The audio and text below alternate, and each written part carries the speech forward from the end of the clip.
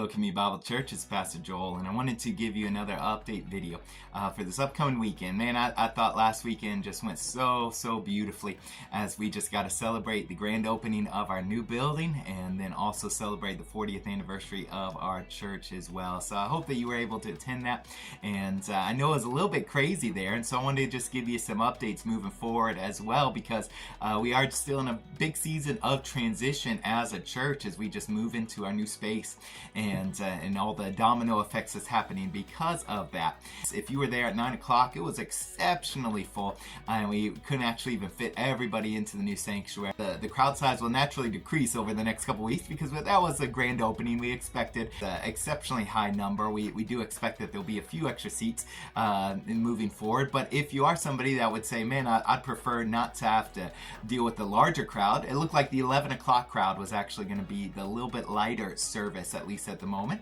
It was still full, don't get me wrong, but we didn't have to use overflow seating in the 11 o'clock service. So if that's a desire for you, we'd appreciate that as well, the 11 o'clock service. We're going to have some more family services, and we'll be inviting the kids and the youth back into our service to worship with us, and that also just creates a little bit more full sanctuary. And so once that all gets settled, then you'll also notice a few more seats starting to open up as well, and room for us to continue to grow in our new sanctuary. And in all honesty, and I know I speak for our kids director and a youth director, we want you to bring your kids inside this service. We think that's a good thing for the children to worship alongside their parents in the quote-unquote adult service, because the adult service is actually just for everybody. I think that's a good habit for you to be involved in with your family as well.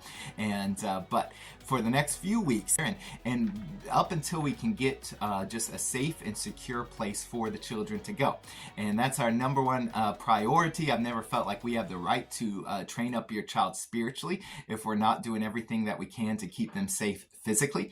And so we always just want to make sure that we have just a safe environment for them to learn and be discipled in their classes. And then once we have that, we will then be able to start opening up all the other classrooms as well. We would ask one extra favor as well, is that the old entrance, the entrance that you're honestly kind of used to, the one that you first would walk into from Griffin Rd and the normal old parking lot, we're asking if that one could be reserved more for the families with small kids, the birth through kindergarten age that still do have classes. That way it just won't get too clogged up in that hallway and in the entrance there as well. So let's just try to keep that space for the families with smaller kids. And then if you park even over off of Griffin, and that's still fine to park in that parking lot, there's a nice sidewalk that actually takes you now in front of the old building right to the grand entrance, the new entrance of our new building there. And so you can just kind of walk in front of that building instead of walking through it just until we get all that renovations done. But speaking of parking, and we needed time for that sod to still go ahead and get the roots dug down deep in that ground. And if people were driving over it and turning the wheels and all of that, it would rip up that grass and really probably kill the grass and not be able to grow, or we'd have to completely resod it right after we just put the sod down.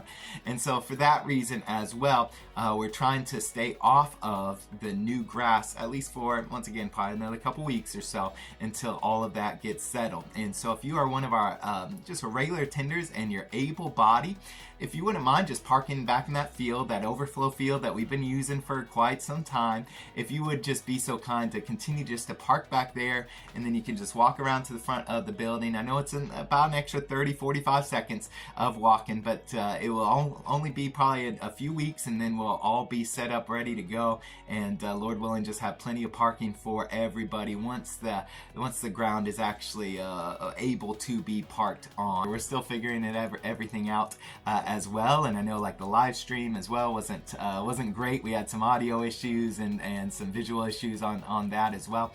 We're still figuring all of that out, so if you could just give us a little bit of grace as we try to settle all of that. I think it'll just take a few weeks before we really start to get in a groove, and I think everything will just feel a little bit more comfortable. But if anything, I think that everybody hopefully felt the presence of the Lord there on Sunday, and just such an exciting thing to be a part of, and so I'm thankful for it. You might have seen I'm still recovering and got some more medical stuff going on for me, so I appreciate the prayers, and I'll try to keep you updated as I'm able to with all of that in my schedule as well. But I wanted just to pop in here and show you my face, and then also just give you those instructions for this upcoming Sunday. God bless.